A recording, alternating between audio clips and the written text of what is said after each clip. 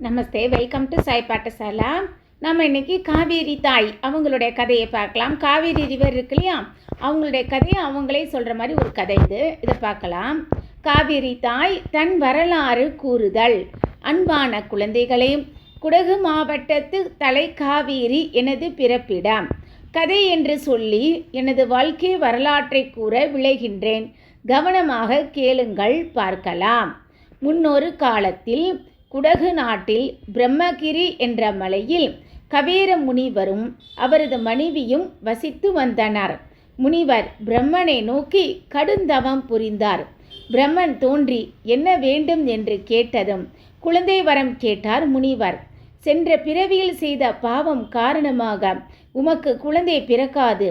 எனினும் உமது பக்தியை பாராட்டி எனது வளர்ப்பு புதல்வியான லோபா முத்திரையை உனக்கு பரிசாக அளிக்கிறோம் என்று கூறி லோபா முத்திரையை பரிசாக கொடுத்து மறைந்தார். கபீர முனிவர் லோபா முத்திரையை தன் மகளாகவே வளர்த்து வந்தார். கபீர முனிவர் என்னை வளர்த்ததால் எனக்கு காவேரி என்ற பெயர் வந்தது. சிறிது காலத்திற்கு பின் என் தாய் தந்தை இறந்தனர். அகத்தியர் சிவபெருமானை குறித்து தவம் செய்ய பிரம்மகிரி வந்தார். என்னை கண்டு காதல் கொண்டார். என்னை விட்டு ஒரு கணமும் பிரிவதில்லை என்று வாக்களித்தால் மணப்பதாக கூறினேன். ஒரு நாள் அகத்தியார் 1.5 கிலோமீட்டர் தூரத்தில் உள்ள கணிகை நதியில் நீராடச் சென்றார். என்னை ஒரு பாத்திரத்தில் அடைத்து சிறு பிராமண சீடரிடம் ஒப்படைத்தார். எனக்கு மிகவும் கோபம் வந்தது. பிராமண சீடனை தவறி விழும்படி செய்தேன். பாத்திரம் கீழே விழுந்ததும் நான் தப்பித்து கொண்டு நதியாக ஓடினேன். அதனை தடுக்க அணை கட்டினான் சீடன். எனவே நான் பூமிக்கு அடியில் புகுந்து சிறிது தூரத்தில் வெளிப்பட்டேன். அகத்தியர் திரும்பி வந்து மன்னிப்பு கேட்டார்.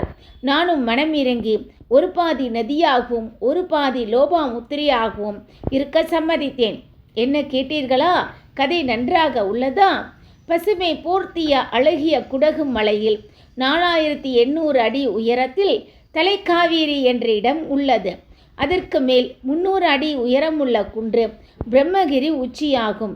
அங்கு நான் நெல்லி மறுத்தடையில் ஊற்றாக உற்பத்தியாகிறேன். ஊற்று 2.5 அடி சதுரம். தண்ணீரின் ஆழம் 3.5 அடி. ஊற்றின் மேல் கரையில் சிறிய கோவில். கோவிலில் உருவச்சிலை இல்லை. வழிபாடு முழுவதும் ஊற்று நீருக்குத்தான். சிறு ஊற்றுக்கு முன்னால் சில அடிகள் தள்ளி பெரிய ஊற்று உள்ளது. நான் அங்கிருந்து பூமிக்கடியில் மறைந்து பல 100 அடிகள் தள்ளி வெளிப்படுகிறேன். அங்கிருந்து 3 மைல் தூரத்தில் உள்ள பாகமண்டலத்தை அடைகிறேன். அங்கு சுஜோதி என்ற 2 உடன்பிறவா சகோதரிகளும் என்னோடு இணைகிறார்கள். அதனால் இந்த இடத்தை திரிவேணி சங்கமம் என்று அழைக்கிறார்கள். இங்கு பாகமண்டலேஸ்வரர் ஆலயம் உள்ளது. பாகமண்டலத்திலிருந்து பிரம்மகிரி செல்லும் பாதை மிகவும் அழகானது. வழியில் உள்ள பாறை ஒன்றுக்கு பீமன் கல் என்று பெயர். பாண்டவர்கள் இங்கே தங்கினார்கள் என்பது வரலாறு. நான் குடகு முழுவதையும் கொளிக்கச் செய்கிறேன். திரிவேணி சங்கமத்திலிருந்து பாய்ந்து குசால் நகர், ராமநாதபுரம், எஞ்சனக்கட்டி வழியாக கண்ணம்பாடியை அடைகிறேன். என்னிடம் உள்ள மிகுதியான நீரை கட்டுப்படுத்த அணைக்கட்டையும் பக்கத்தில் பிருந்தாவனம் என்ற அழகிய பூங்காவையும் பொறியியல் வல்லுநர் விஸ்வேஸ்வரையா அவர்கள் அமைத்தார். என்னில் ஒரு பகுதியான கிருஷ்ணராஜசாகர் அணைக்கட்டை பார்க்க இந்தியாவில் மட்டுமின்றி உலகத்தின் பல்வேறு பகுதிகளிலிருந்தும் மக்கள் வந்த வண்ணம் இருக்கிறார்கள். பூங்காவில் இசைக்கு தகுந்தாற்போல் நடனமாடும் நீரூற்று உள்ளது. அந்த நீரூற்றில் நான் என் மனம் விரும்பும் வண்ணம் நடனமாடி தீர்க்கிறேன். பிறகு ஸ்ரீரங்கப்பட்டினம் என்னுமிடத்தில் முதலாக 2ஆக பிரிகிறேன். சிறிது தூரம் சென்று மீண்டும் இணைகிறேன். தீவை போன்ற நடுப்பகுதியில் அரங்கநாதருக்கு ஆலயம் மிகவும் அழகாக அமைந்துள்ளது. பார்க்கடலில் பள்ளி கொண்ட பரந்தாமனுக்கு நீர் அரணாக நான் இங்கு அமைந்துள்ளேன். இது ஆதிரங்கம் என்று அழைக்கப்படுகிறது. அருகே ரங்கனத்திட்டு என்ற இடத்தில் பறவைகள் புகழிடமும் உள்ளது. பின்னர் தலைக்காடு சென்று சிவசமுத்திரத்தில் நீர்வீழ்ச்சியை ஏற்படுத்துகிறேன். இதுவே சுகனசுக்கி பரசுக்கி என்பதாகும். சிவசமுத்திரம் அருவி மலவள்ளியிலிருந்து 5 கிலோமீட்டர் தூரத்தில் உள்ளது. இது தேசத்தின் மிக பழைய மின்சார உற்பத்தி நிலையம் ஆகும். இது 1902 தொடங்கப்பட்டது. ட்ராலியில் சென்று மின்சாரம் எடுக்கும் இடத்தை பார்க்கலாம். இங்கும் நான் 2ஆக பிரிந்து மீண்டும் கூடுகிறேன். தீவை போன்ற மையப்பகுதியில் அரங்கநாதனுக்கு ஒரு கோவில் உள்ளது. இதுவே மத்திய அரங்கமாகும். இக்கோவில் போசலர்கள் காலத்தின் கட்டடக்கலைக்கு சிறந்த சான்றாகும். என்னுடன் கர்நாடகாவில் உள்ள கபிலா, ஹேமாவதி, அர்காவதி, ஷிம்ஷா, ஸ்வர்ணமுகி, உடுதாரே, தாரகா மற்றும் வடிகோலே ஆகிய உடன்பிறப்புகளும் இணைகிறார்கள். சிவசமுத்திரத்திலிருந்து மேற்கே தாட்டு வழியாக கர்நாடகம் என்ற பிறந்தகத்திலிருந்த தமிழகம் என்ற புக்ககத்திற்கு வருகிறேன். தமிழகத்தில் ஒகேனக்கல்லில் மேலே இருந்து தாவி குதித்து நீர்வீழ்ச்சியை ஏற்படுத்துகிறேன். இத்தகைய நீர்வீழ்ச்சிகள் எனக்கு உற்ற உடற்பயிற்சிகள். இங்கு என்னை காண எல்லா மாநிலத்தவரும் வருகின்றனர். மேட்டூரில் என்னுடைய ஓட்டத்தை கட்டுப்படுத்தி ஒரு அணை கட்டியுள்ளார்கள். பின்னர் சேலம், ஈரோடு மாவட்டத்தை கடந்து திருவரங்கத்தை அடைகிறேன். நான் சென்ற இடமெல்லாம் விரிந்து பசுமையான சோலைகளை ஏற்படுத்துவதால் காவேரி என்று அழைக்கிறார்கள். திருச்சிராப்பள்ளியில் அகண்ட காவேரி என்று போற்றப்படுகின்றேன். ஸ்ரீரங்கத்தில் 2ஆக பிரிந்து மீண்டும் இணைகிறேன். மையத்தில் உலக புகழ் வாய்ந்த அரங்கநாதர் தேவாலயம் உள்ளது. ஆண்டுதோறும் ஆடி 18 அன்று எனக்கு வழிபாடு செய்து 18ஆம் பெருக்கு என்று எனக்கே உரிய விழா கொண்டாடுவார்கள். ஐப்பசி மாதத்திலும் மார்கழி மாதத்திலும் விடியற்காலையில் நீராடுவார்கள். இங்கிருந்து கல்லணைக்கு செல்கிறேன். சோழர்களில் சிறந்தவன் கரிகால் சோழன். அவனுடைய சிறப்புக்கு காரணம் அவன் எனக்கு கரைகளும் அணைகளும் அமைத்ததே. அணைக்கட்டு என்றால் என்ன என்று மற்றவர்கள் அறியாதிருந்த காலத்தில் தமிழர்கள் நீரை தேக்கி பயன்படுத்தி கொள்வதில் வல்லவர்களாக இருந்தார்கள்.